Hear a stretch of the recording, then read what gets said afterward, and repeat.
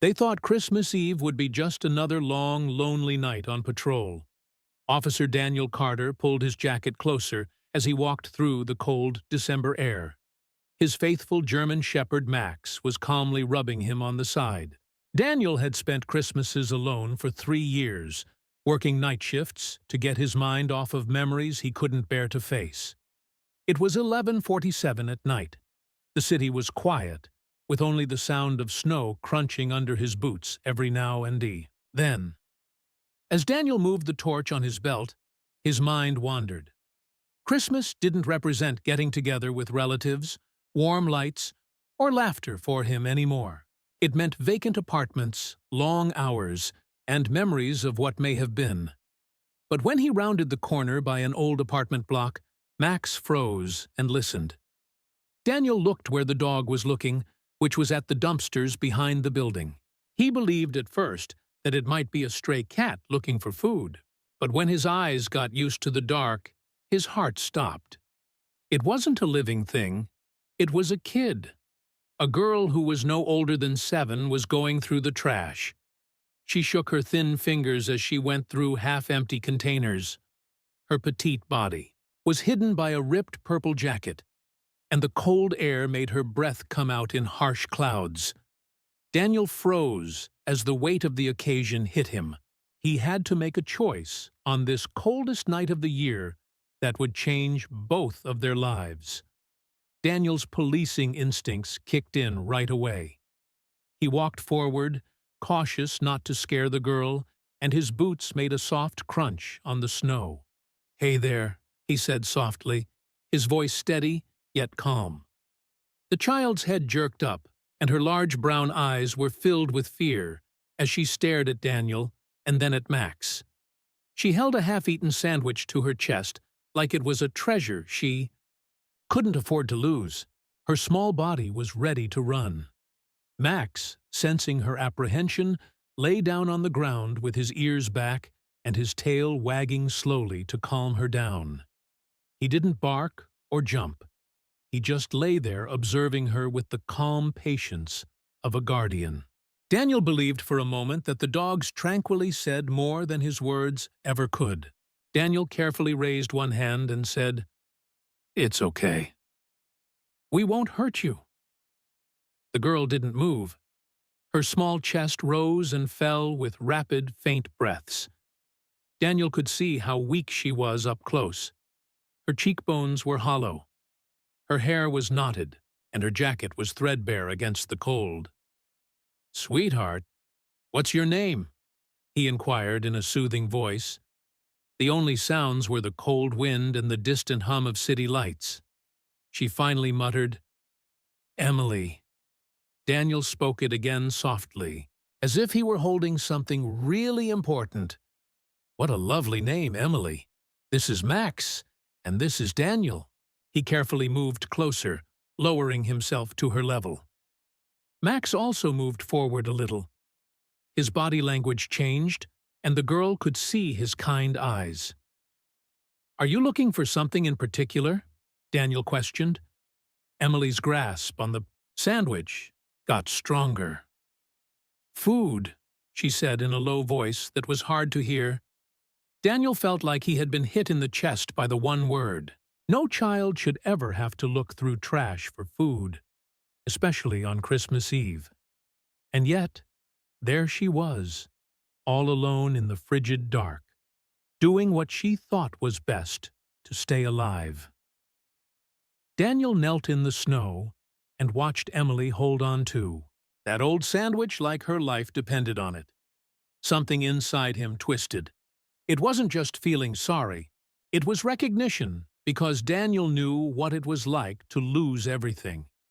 He was a different person 3 years ago. Back then, Christmas meant decorating a little house with his wife Claire, whose laughter could fill a room.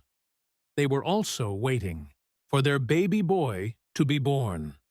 They had been thinking about names, painting the nursery, and picturing a future that was bright. But fate had other ideas. One night in the spring, an intoxicated driver went through a red light.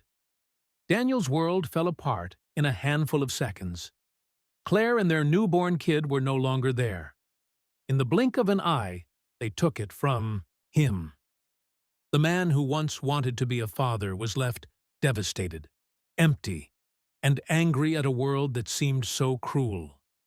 He buried himself in work and switched to night patrols when he was alone with his thoughts. Daniel wasn't sure he would have made it through without Max, the young German shepherd who was assigned to him at the time.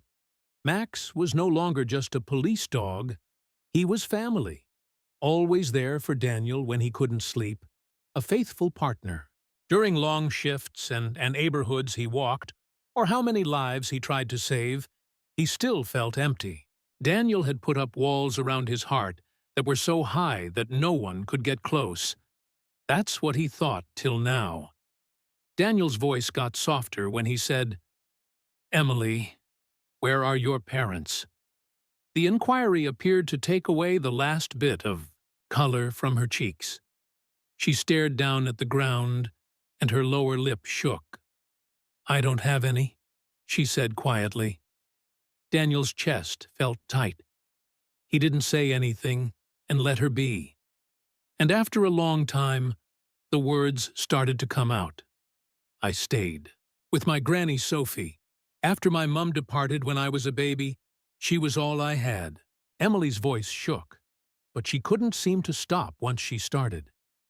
3 weeks ago, Grandma got unwell. She kept coughing and napping all the time.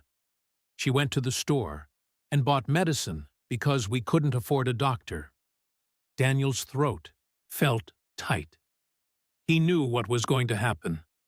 I tried to wake her up one morning, but she wouldn't budge.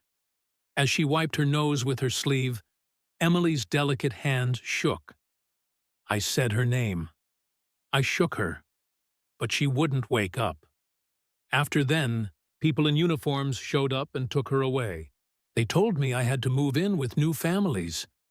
Her voice broke, and tears ran down her pale cheeks. But no one wanted me. They keep changing my location. They didn't care about me when I was with the last family. I left then. I imagined that if I came back here, Granny might return home too. Daniel's eyes were burning by now. He had seen a lot of sad things in his job, but hearing it in the weak voice of a 7-year-old hurt more than anything else. Emily held the sandwich tight, as if it were the only thing that kept her from floating away. Max, realizing that she was about to crack, moved up and placed his warm body against her legs. The girl stopped moving and softly put her small hand on the dog's head. For the first time, her shoulders felt a little better. Daniel saw that Max had done what even his words couldn't do. He had made Emily feel safe, even if it was just for a short time. Daniel knew he couldn't just leave Emily alone. He whispered softly, "Come with us. You don't have to be by yourself tonight." Emily hesitated, her tired eyes flitting between him and Max. The cold wind cut through her flimsy jacket, and she felt tired all over. In the end, she offered a small nod. Daniel led her to his patrol car, and Max followed them closely. The heater hummed inside, and Emily put her hands close to the vents like she had just found fire. Max put his head on her lap while they were driving, and Daniel saw the tiniest hint of a smile on her lips. Daniel felt oddly self-conscious when they got to his small flat. The room was clean and useful, with only a bed, a couch, and a kitchen table. There were no decorations, no warmth, and no hint of the family he had always wanted. But when Emily walked in, her eyes got big, like she had walked into a palace. Daniel led her to the toilet and said, "Let's get you cleaned up." Daniel lay out some of his tiniest clothes while she soaked in warm water.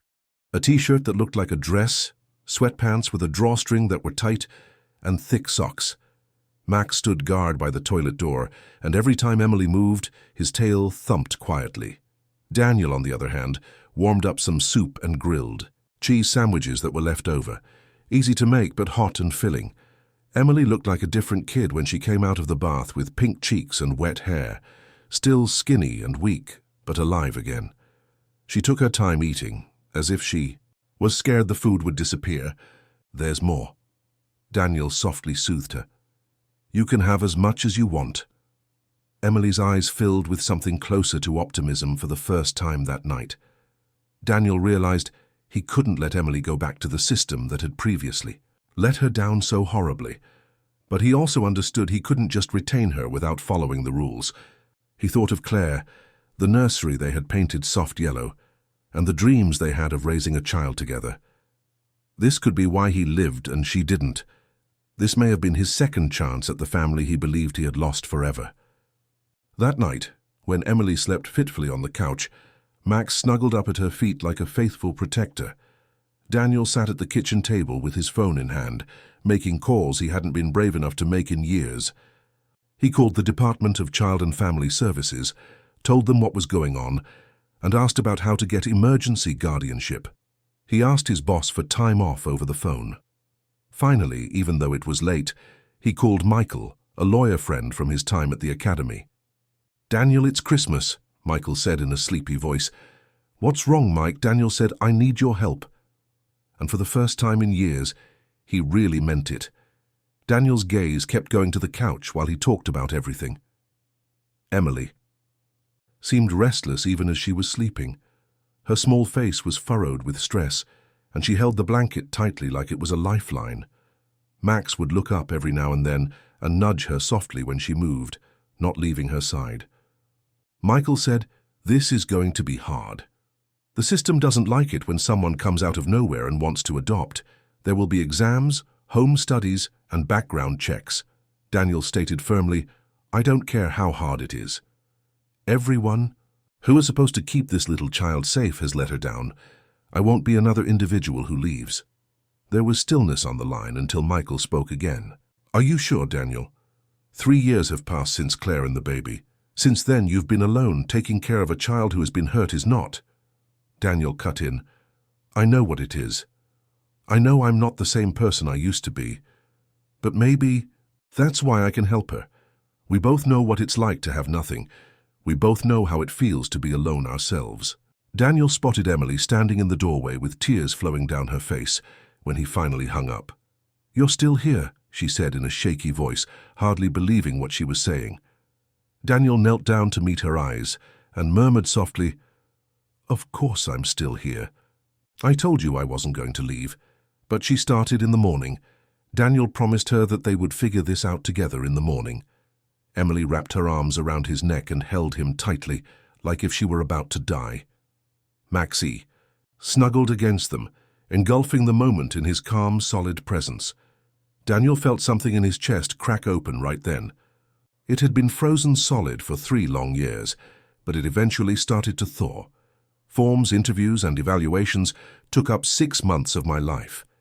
Daniel went to every therapy session and parenting class that the court told him to. At first, it felt like I was jumping through a lot of hoops, but as time went on, he started to understand that these times weren't just about showing the system that he was right. They were about showing Emily and maybe himself that he wasn't going anywhere. Daniel said things he never thought he would say during one of his meetings with Dr. Reynolds, the court-appointed counselor. "Before I met Emily, I was just living, working, eating, sleeping, and walking around with Max. That was everything I did. I told myself I was okay, but I was really hiding. It is like Hanton Cherios. I saw Z packeting and Rond." He stopped and looked out the window where he could see Emily and Max in the courtyard beyond. She threw a ball and Max ran after it with awkward enthusiasm, making her giggle. Daniel feared he would never hear that sound again, the pure, unfettered laughter of a child. He went on, his voice thick. "When Claire and the baby died, I believed I would never get to be a father again after they died. I believed that was the end for me. But maybe I had to lose everything to really get what Emily was going through. To help her rebuild her world, maybe I needed to know what it was like to have everything fall apart." Dr. Reynolds looked at him quite closely. "And how has Emily made you different?" Daniel's lips turned into a real smile, one that reached his eyes for the first time in years. "I owe her my life," he said softly. "I thought I was saving her that night, but she was saving me too. She gave me a purpose to live again and a reason to hope that I could still be the guy my wife felt I could be." He stopped talking and listened to Emily's laughter outside. Max barked joyously as she twirled in the spring sun, going around her. For the first time, Daniel let himself think that maybe everything had transpired just the way it was supposed. Daniel thought the family court would be less busy on a Tuesday morning than it was. He sat in the corridor with his clothes perfectly ironed, but his leg hopped with nervous energy.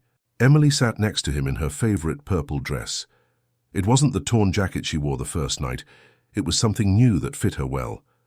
Max lay at their feet, his head resting on Emily's shoes like a quiet protector. "Are you nervous?" Danielle asked in a low voice. Emily thought about the question very carefully, and her small fingers slipped into his. "A little, but I guess I'm more eager and nervous, like when you're ready to receive a gift you really want." Daniel held her hand tightly. "What do you want?" she said. "For you to be my real dad forever." And her eyes sparkled. "Not simply till someone tells me to leave again." Daniel's throat got constricted. "That's what I want too." When their case was called, they walked into the courtroom holding hands, with Max following closely behind. Judge Hernandez looked through the papers with a thoughtful look on her face. "Officer Carter," she said, "when you originally came here 6 months ago, you were a single man working night shifts and asking to be the guardian of a child you had just met. I have to admit that I was worried." She looked at the reports. "But every letter I've had from teachers, social workers, and counselors since then tells the same narrative. A dad who has put all of his energy into helping this child get better." After that, she stared at Emily.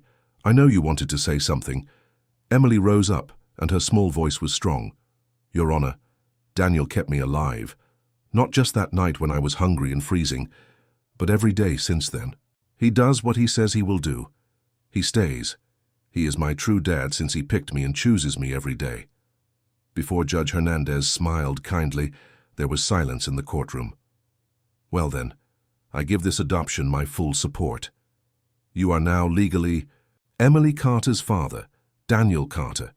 Daniel felt a wave of relief flood over him when Annie struck the gavel. Emily hugged him, and Max barked once, as if to seal the connection. They were a family for real and for good.